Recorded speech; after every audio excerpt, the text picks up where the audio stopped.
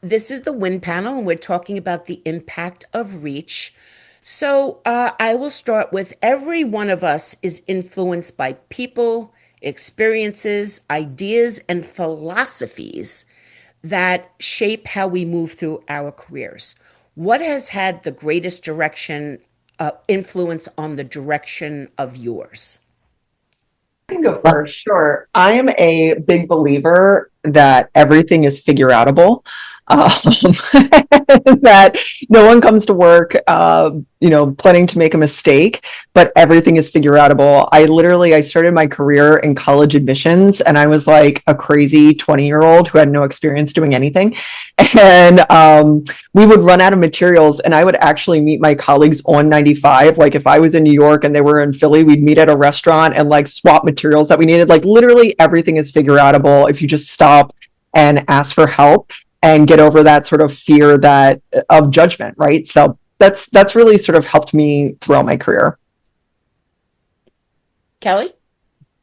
Yeah, I'd say the biggest thing for me was when I kind of hit my low point and had to reinvent myself. Like I had really good mentors throughout my career, so I would always recommend finding a mentor that can help you through your career. But I would say I really discovered myself when I kind of hit my low point and had to figure out for myself instead of just climbing the ladder. When I got off it, I had to rely on myself to get to where I wanted to go.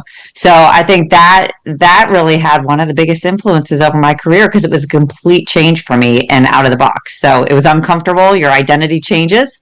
You learn to work there in that new space, and yeah, and like Megan said, you figure it out. Devin? Yeah, I would agree with Kellie as she spoke to mentors. And I would also say that it's more than just mentorship, it's also the people you meet along the way, the people who are on your team. And really, when I look back, mostly it's the women I worked with. It wasn't just about pulling up a chair at the table, there wasn't room. It was also about building those tables for us to all sit at. Yeah. 100%. Okay. How do you intentionally build relationships that expand your reach while remaining authentic to who you are? And just a little clarification about that. There's some ladder climbing that has to go on. You sometimes you're like, hi. I connected with somebody the other day because I want free barbecue sauce. I'm not even kidding. It's the truth, But I'm going to get in there a different way until I work it up to, that was my goal. Unfortunately, they don't know that, but still, it was a print person. But I wasn't 100% authentic in that. But if Sandy says this all the time. You have to network to where you want to be. But in that, there could be a conundrum. Who wants to take that first? I'll go first. I think networking. Number one, like you said, you do need to be authentic and have like a lot of curiosity in who you're talking to. But I think too, it needs to be a win-win relationship. You're both giving, or you're both like if you are taking and you need something, you don't just take, you give back. So I think, obviously there's going to be relationships that are business oriented and you need something from each other. But I think if you do it in a way that's win-win and you help them and they help you, then it becomes authentic, it becomes real, and then you support each other, which makes the relationship even stronger. I love that. Devin? Yeah, I agree with that. It's a give and take. And when you have something to give, it definitely helps because it's not that one-sided relationship. And I think strong communication through that is also key. Excellent. Megan? Yeah. I think bringing your authentic self is really important. And I think it's also really important to know you're not going to be for everybody. And I said every no got me to a yes. And I had a mentor years ago, this was maybe 15, 20 years ago, who told me, if you don't have haters, you're doing it wrong. And I was like, I don't agree with that. Everybody can like me. I am Rose from the Golden Girls. And like, I started to realize like she was right. Like she actually was very right. And it doesn't mean that the other person was wrong, but don't spend your time on people who don't get you and don't get what you're trying to do, or who don't align with your worldview too, which is, that can be a tough one. But I think that's really important to remember. And I think I'll just echo what Devin and Kellie said, is be of service, right? Like speak other people's names in rooms where they're not at. Talk about them in positive ways that reinforces their reputation. Put them up for jobs. If you see something or connect with someone and you think they should connect with someone else, do it. It's not only the right thing to do, but it's a really great way to authentically build your network, and a network that knows you're going to help and they can reciprocate, and you're someone who does what they say they're going to do. I love that. I call them printiverse partnerships. Yeah. And I introduce people all the time, and they're still working together. I mean, big partnerships in the industry. And it's one of the things I'm most proud of. It's also why people come to me and ask me questions, or ask me to introduce them to other people. It's just all so intertwined, it's an interesting perspective. So a single conversation can redirect the course of a career. Was there a conversation that completely changed the direction of your career, and what was it about? I can go. I got fired. that was a conversation that definitely changed the course of my career, and it came out of nowhere. I talk about this a lot of places, but it was during the height of COVID. I had a divorce a couple weeks before over Zoom, so that was super cool. Wait, I'm sorry. You had a divorce over Zoom? Yeah, because it was the pandemic. So, yeah. So there was a lot going on. And that conversation literally was like out of nowhere. I had just gotten a good review. And, it's one of those things that you look back on it and you're like, wow, the universe really was telling me to like look at some things in my life, and I just refused. And that was a conversation that no one expects or wants. But I also know, speaking very honestly, I would not have assessed who I was and what I was doing and what I wanted to do if that conversation hadn't happened.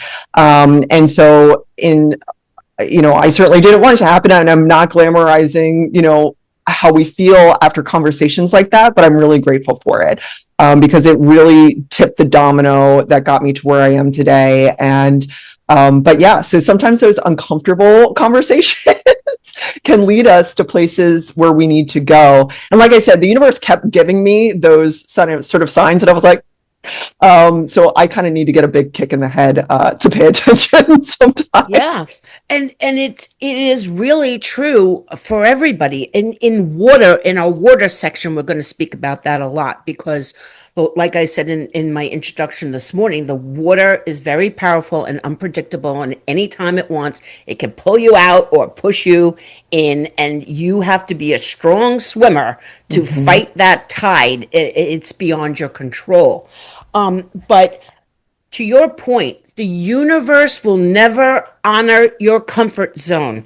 And as soon as everybody, it absorbs that and lives it, you will not be in situations like you were. Of course, you have to go through it at least once, but you start to see the signs, and you're like, okay, the shots across the bow are happening now.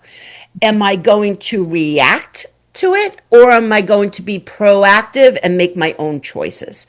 Now, a lot of times these things are seen in hindsight, but the thing to remember is the patterns. And I've said this before today. If you're asking yourself, why does this keep happening to me? It's because you're in a comfort zone, and it's going to keep happening to you until you get out, which is why the last time I lost my job in advertising, I said that is the last time I'm losing my job in advertising. Kellie? Yeah, kind of on that vein where it was a hard conversation. My company was merged. We merged with another company, so a new big, CEO came in. We were working on a project, and something went wrong, and someone else was blaming me for it when it wasn't my doing. And so and I was junior to that person, so I could have either just shrunk and taken, the hit, but I didn't. And I walked into that CEO's office and I explained exactly what happened. I stood up and, just advocated for myself, which this was years ago. So I was still young and this was hard for me to do. But from that moment forward, our new CEO respected me more than ever. They had a bunch of layoffs. There were two of us that had my same title. He retained me because of this conversation where I stood up. And usually, I think sometimes, young women in launching their careers are afraid to speak up. And I just was not going to have it. And it was so out of character and out of my comfort zone to do this. But it was the one, conversation that I was ready to have, and I did. And ever since then, like, he was my champion throughout my career. So it really made a difference when you stand up for yourself. And just to follow up with that as an echo, when you do that once and you have a positive reaction, it gives you it starts building your confidence to do it again. Doesn't mean you're always going to get the result you want, but to your point, saying anything to begin with is actually the challenge there. Devin? Yep.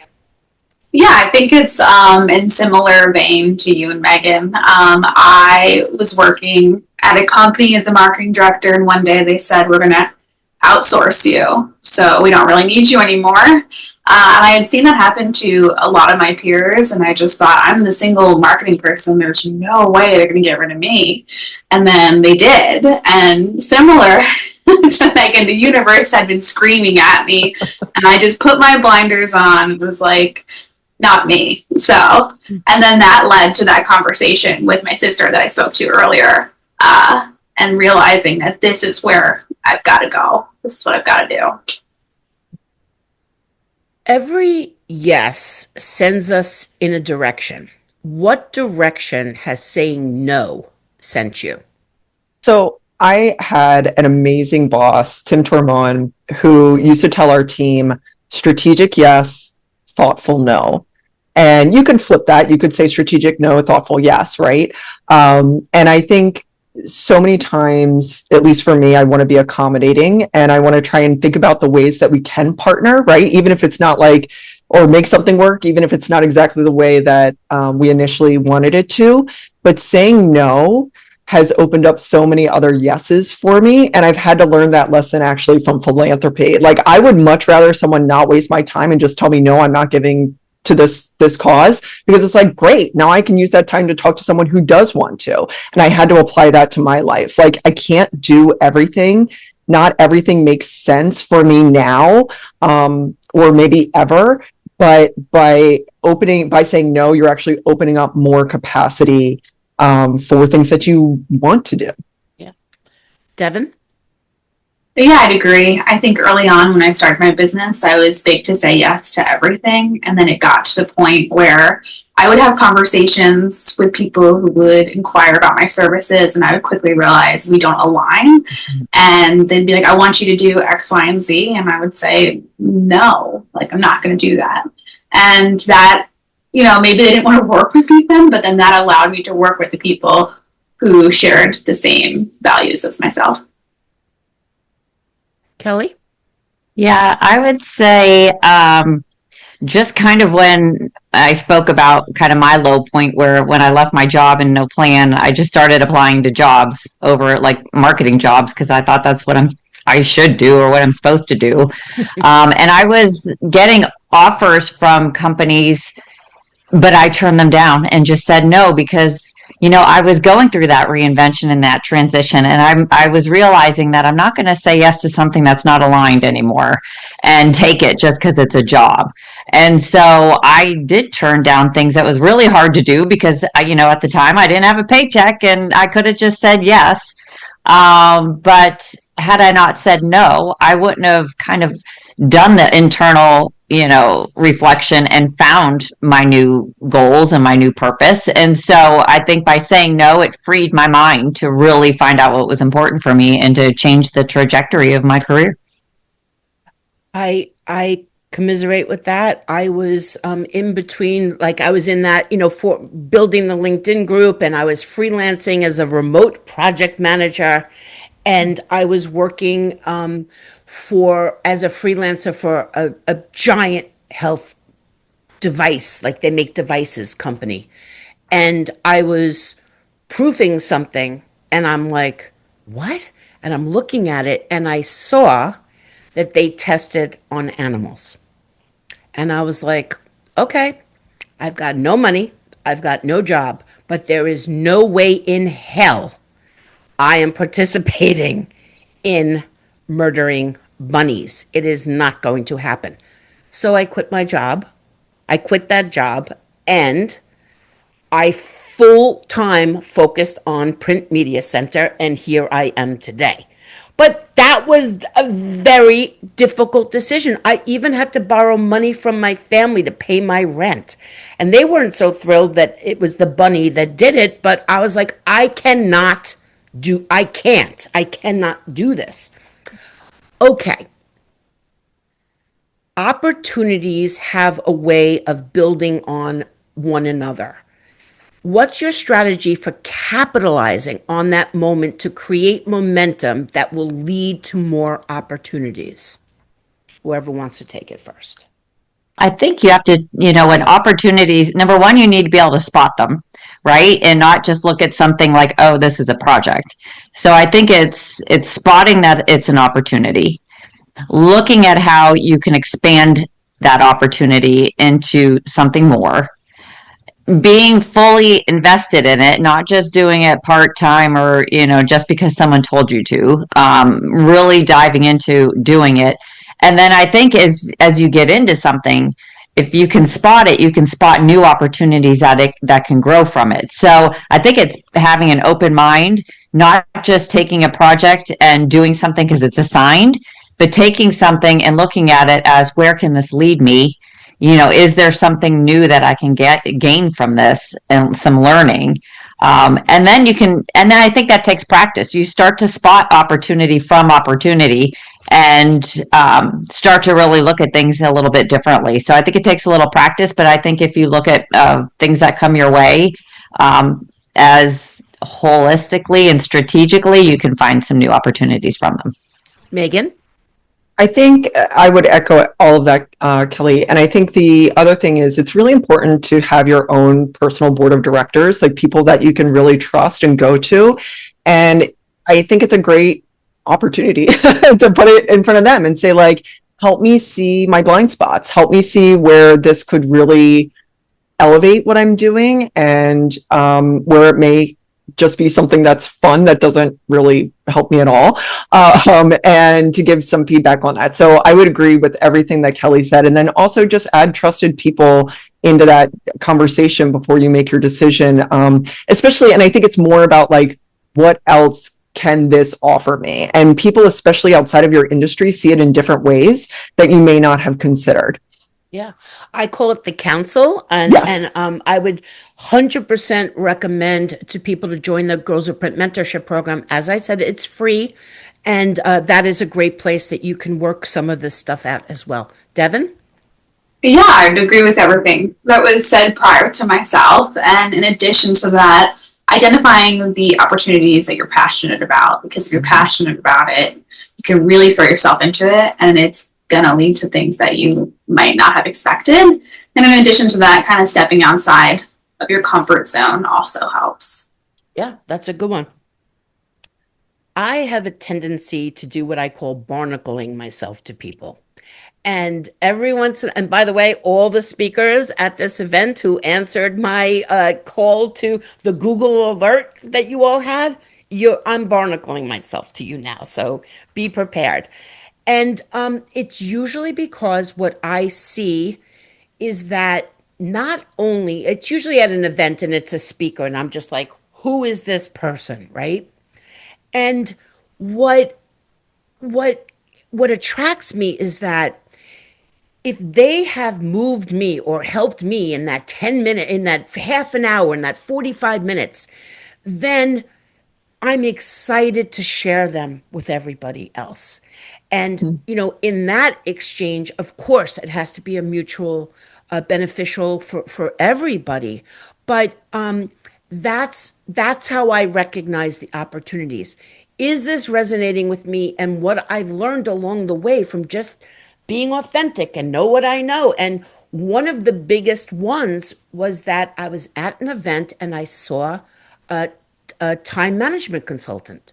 And I was like, oh my God, this is the one thing I could never get under control. 6 years later, we have a podcast together. I walked up to her after she got off the stage and I said, you don't know me, but I'm about to barnacle myself to you. And you and I are going to help everybody we possibly can. Because if you don't have enough time, you can't do anything that anybody wants to do. And you don't really can't make decisions. Same thing with the financial piece that Jamila talked about this morning. Your finances in order, a little cushion in the bank gives you more power over decisions.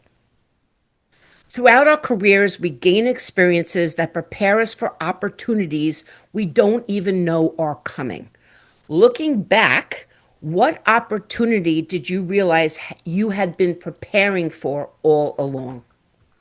So at that organization where I was at for almost 20 years, like I said, I was working my way up through the ranks.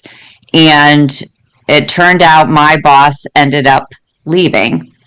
And she, without me knowing, she recommended that I should take her place and take her role, which was a much bigger role than I had.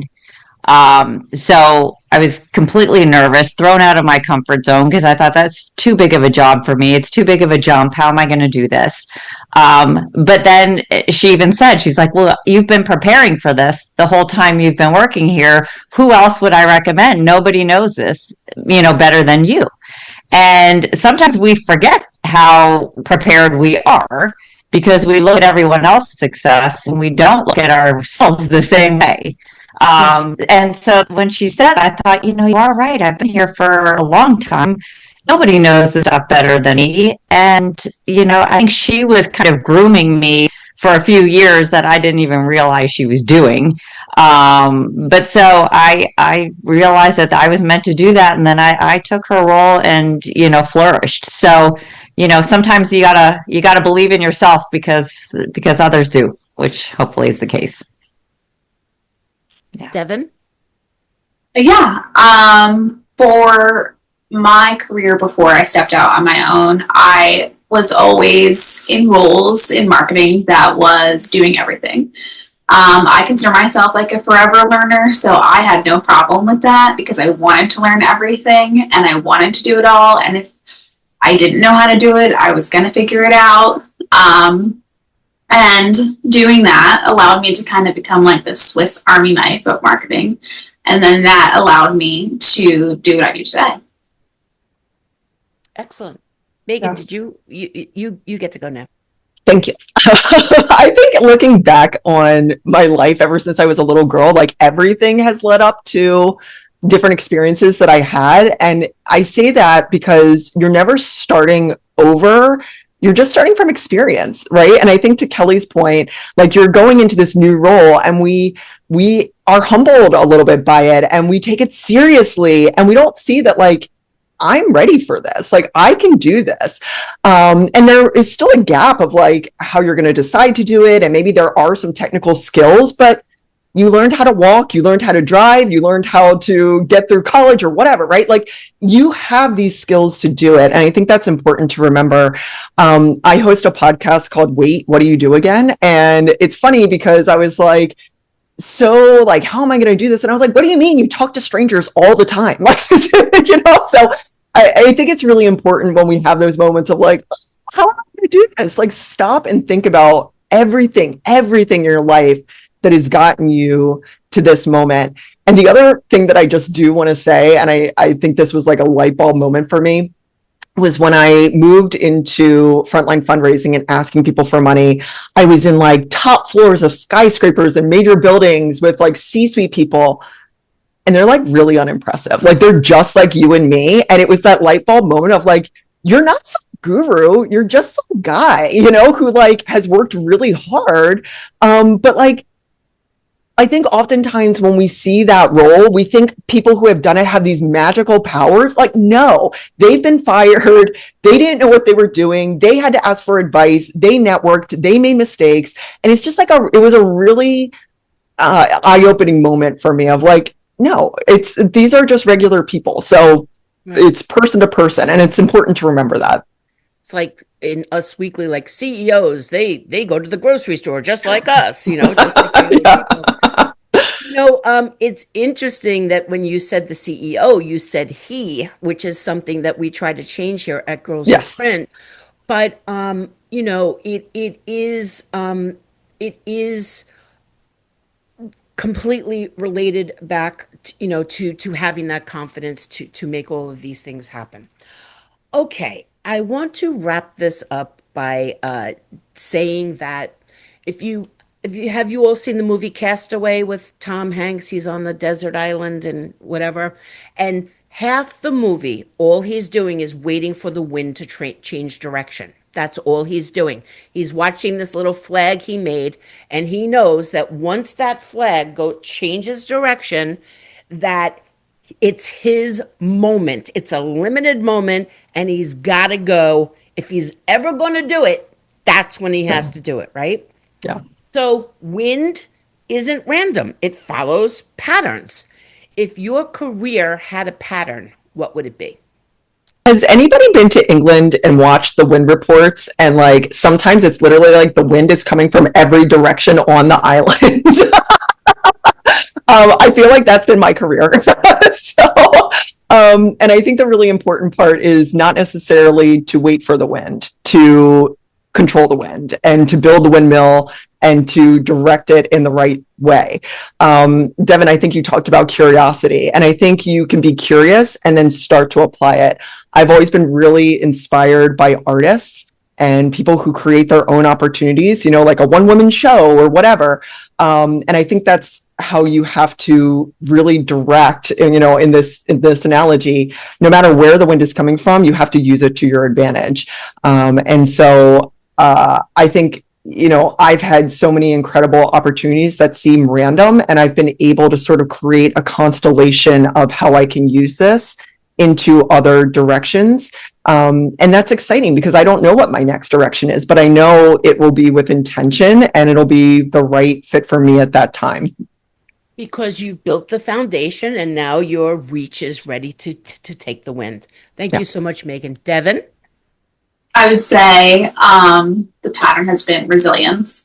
I know early on in my career, there was a lot of doubt around my skills and what I knew, and fighting against that. And then that just kind of became the pattern, and having to figure things out, getting knocked off my feet, standing back up, and just moving forward. Yeah. Thank you so much for joining us today. Really appreciate it, Devin. Kellie? Yeah, I would say my wind was always due north. I always had a goal. I had a North Star of where I wanted to go, and I just followed that wind towards my goals. And so it always pointed me north. And then when I kind of left my whole corporate career, that didn't have a goal anymore. So then I think the wind kind of was all over the place and just kind of, you know, swirling at that point. So the wind started to swirl. And then when I kind of rediscovered what I wanted to do, it started heading north again. So I think for me, it was mostly north, a little swirl, and then back to north. Excellent. Well, just ladies, thank you so much for joining us today. I really appreciate it. And thank you to everybody in the chat and everybody who came. Tomorrow, we have a big day. We're doing fire and water. And we have another lunchtime panel hosted by Kellie. And Sandy will be back to man the chat. We've put all the links that you sent us in the chat. Sandy did a big link dump in there. But if anybody needs help connecting with anybody from the conference, just reach out to me and we will make that happen. And until tomorrow, everybody, element long, empower long, and prosper. Thank you so much.